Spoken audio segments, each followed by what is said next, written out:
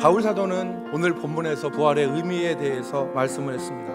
오늘 우리가 읽은 15장에 보면 죽은 자의 부활이 없으면 그리스도도 다시 살지 못했을 것이고 우리의 믿음도 헛것이고 우리가 전파하는 것도 헛것이다. 두 번째, 그리스도의 부활이 없으면 너희가 여전히 죄 가운데 있을 것이고 우리는 세상 모든 사람들 가운데서 가장 불쌍한 사람들일 것이다. 왜 여러분 부활이 없으면 우리 믿음이 헛되고 우리가 여전히 죄 가운데 있을까요?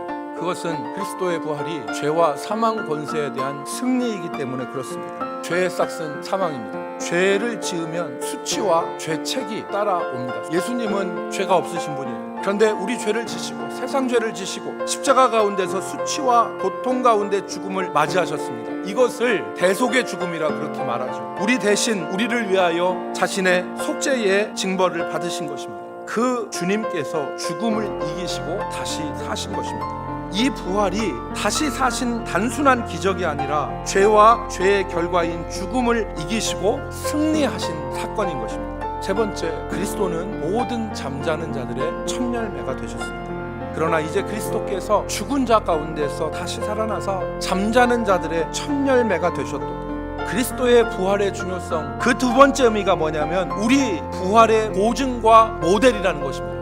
그리스도는 자신만 부활하신 것이 아니라 우리도 죄와 사망에서 승리하게 하시고 부활하게 하실 것입니다. 그리스도 안에 있고 그리스도와 연합한 사람은 그 성도들도 죄와 사망 권세를 이기고 그리고 승리하여 부활할 것에 대한 보증이 그리스도의 부활입니다. 주님의 부활은 그리스도 안에 있는 자들이 경험할 부활을 미리 보여주는 것입니다.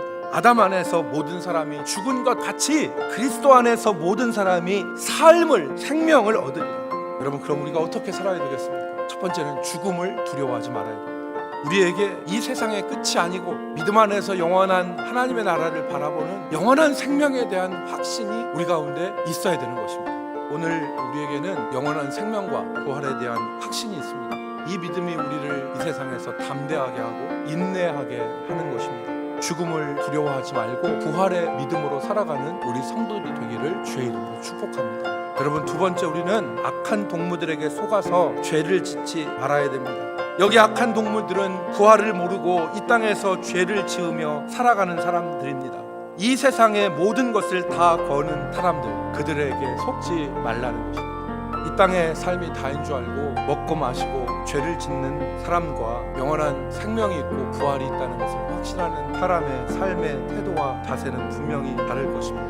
악한 동무들에게 속지 마시기 바랍니다. 그리고 마지막 세 번째로는 견실하여 흔들리지 말고 주의 일에 더욱 힘쓰는 자들이 되라 그랬습니다. 그러므로 내 사랑하는 형제들아, 견실하여 흔들리지 말고 항상 주의 일에 더욱 힘쓰는 자들이 되라. 이는 너희 수고가 주 안에서 헛되지 않은 줄 알미라. 이 세상에는 우리를 미혹하는 수많은 미혹들이 있습니다. 흔들리지 말고 견실하여 주의 일에 더욱 힘쓰는 자들이 되라.